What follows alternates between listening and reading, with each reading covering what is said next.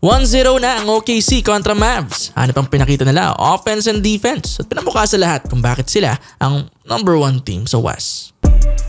Maraming key factors sa panalong ito ng Thunder. Unang-una si Shai Gilgeous-Alexander na gumawa ng 29 points, 9 rebounds at 9 assists. Siya ang brightest star sa game na ito at na-outperform ang kalaban niya sa MVP race na si Luka Doncic. Halos lahat ginawa niya para sa koponan. Naging aggressive din siya sa buong game kaya naman nakabingwit din siya ng 13 shots sa free throw. Napahirapan niya ng matindi itong Mavs. Tapos umalalay rin sa kanya ang second at third best player nila. Si Chet may 19 points habang si J-Dub naman ay may 18. As usual, efficient sa floor si Holmgren at naparamdam din ang rim protection niya with 3 blocks. Meanwhile, si Jalen Williams naman malamig nung umpisa pero isa naman siya sa pumutok nung nagkaroon sila papalayo sa Mavs at nagtuloy-tuloy na nga rin yun para sa Thunder.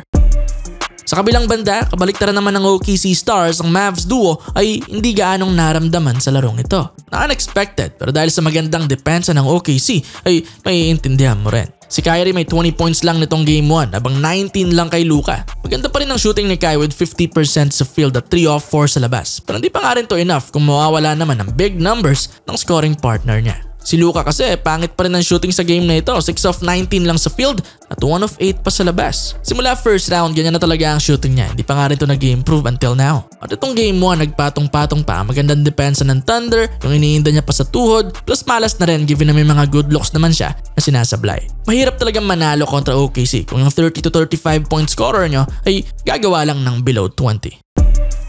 I-credit din natin sa panalong ito ang team defense ng Thunder. Kagaya ng napag-usapan natin sa preview, sila ang number 1 defensive team ngayon so far sa playoffs. Number 1 sa defensive rating, number 1 sa baba ng puntos ng kalaban, at number 1 din sa turnovers ng kalaban. Nitong game 1, ang mga alas na nakita natin ay una si Lu Dort, syempre kay Luka Doncic, while si Cason Wallace naman at J-Dub ang nagsalit-salit kay Irving. Sila ang primary defenders ng Mavs duo pero as a whole ay lahat naman sa team ay maganda ang pinakita sa depensa.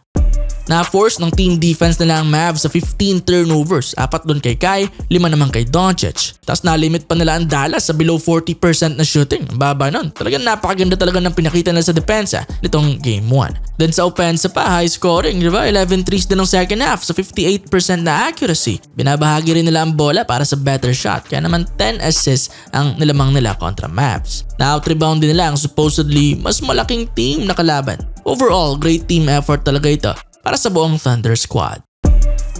Going sa Game 2, still home court pa rin ng OKC. Expected na sila pa rin ng lemado. Pero makaka-adjust na kaya rito ang Mavs? Hindi na bago para kila Doncic na matalo sa Game 1 pero bumabawi nga sa sunod. Kaya napakahalaga para sa OKC ng Game 2 para ma-deny ang pamilyar na storyline para sa Mavs na makapagbibigay ng kumpiyansa kila Doncic.